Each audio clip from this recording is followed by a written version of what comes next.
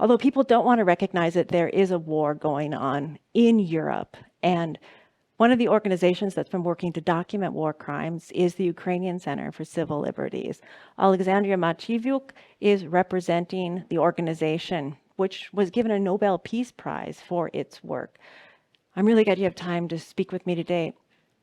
Let's talk about what the Center for Civil Liberties is doing in Ukraine to document the war crimes that have happened.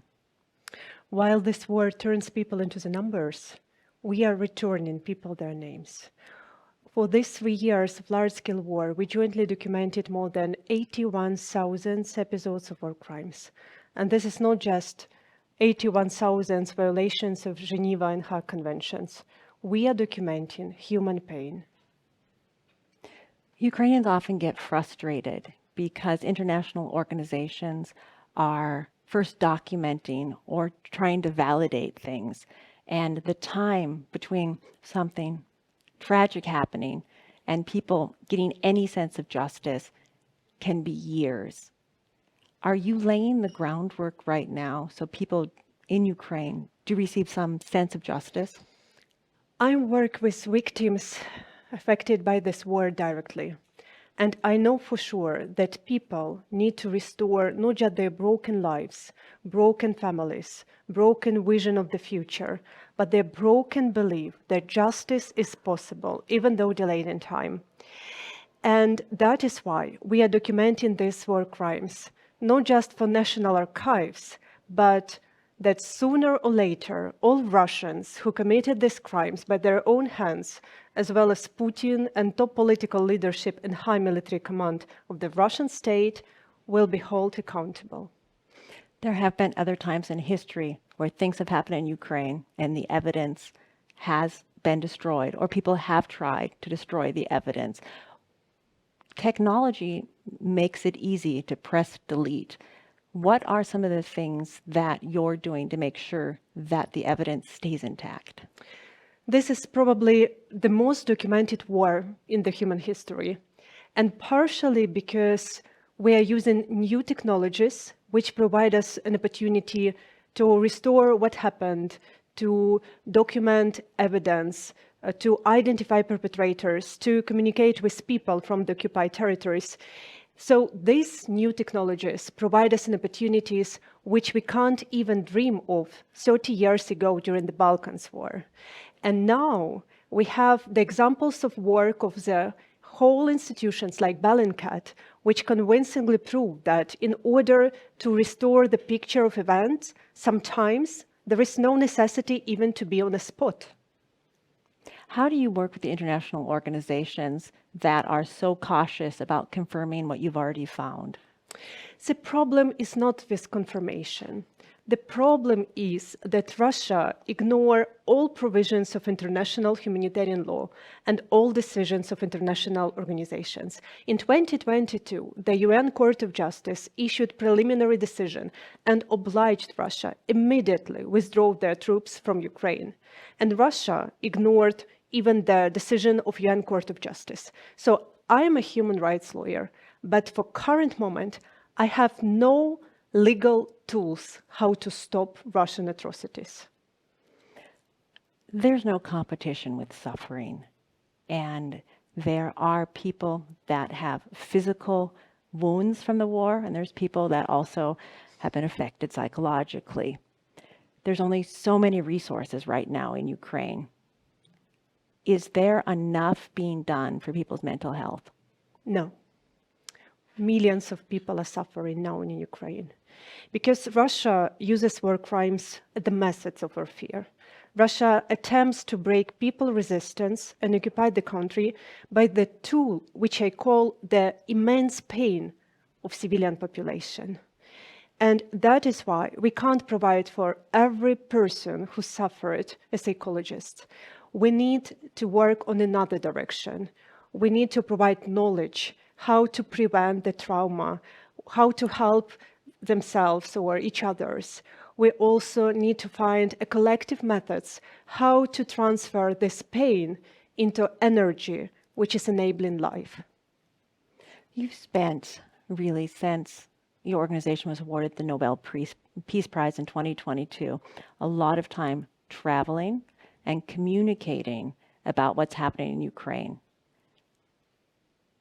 There are different messages for different audiences.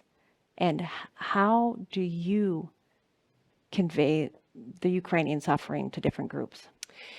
For current moment, I have one message for all audience. We're now on the beginning of peace negotiations, and I'm worried why we don't discuss a human dimension in it. What will be with the 20,000 of illegally deported Ukrainian children to Russia? What will be with thousands and thousands illegally detained civilians who are subjected to daily torture and sexual abuse? What will be with 1,600,000 children who are still in occupied territories? And generally, what will be with people who live under Russian occupation? Because Russian occupation is not just changing one state flag to another.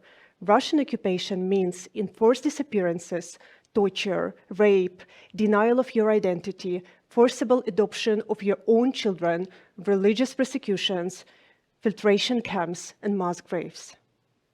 Let's talk about the children that are missing. Donald Trump is scheduled to meet Vladimir Putin in maybe just next week. And what would you want to happen in that meeting? What can be done? Let me rephrase that. A lot of times when we talk about the war, we're shown maps and we're shown troop movements and we're shown who has so much land.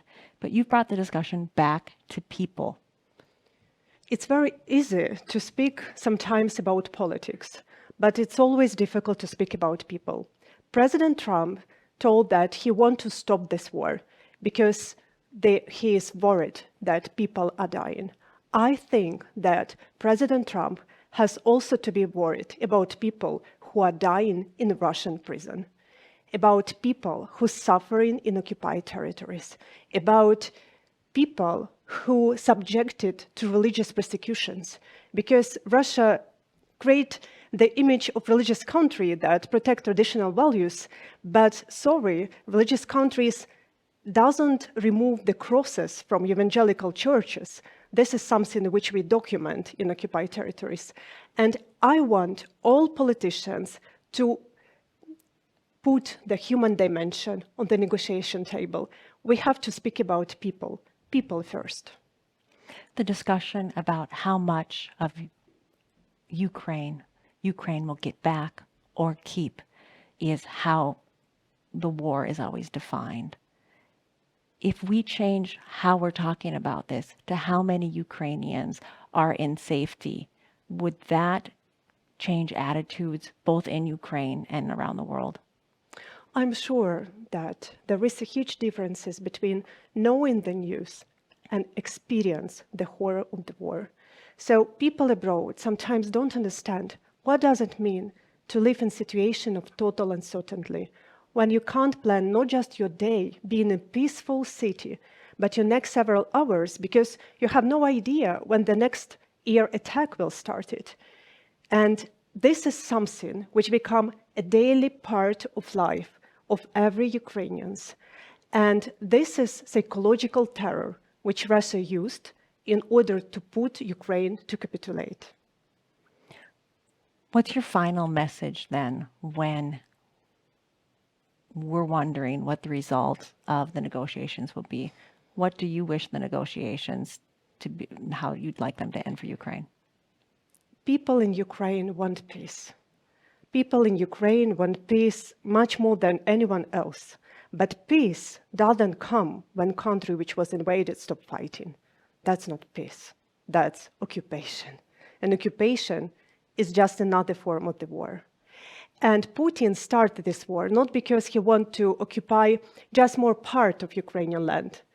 Putin started this war because he wants to occupy the whole Ukraine and go further. He dreams about his legacy. He wants to forcibly restore Russian Empire. And the problem is that despite all human losses in these 3 years of large-scale war, he doesn't refuse from his goal. And we have taken this seriously. And that is why peace through strength means security guarantees. We need a real security guarantees to stop Putin in Ukraine and not to provide this war going to other countries. Thank you very much for your time today. I'm sorry I went over. Great. Thank you very much. Pardon? What the moderation, the hello or the goodbye? The hello, the beginning. Is it this my camera? No, the green one right now, the green light. Matviichuk. Matviichuk. Okay. Problem. No, I want to get it right. Everyone tell it wrong. Ready? Yeah. Oleksandra Matviichuk is joining me today. She is the representative from the Ukrainian organization, the Center for Civil Liberties, which received a Nobel Peace Prize in 2022.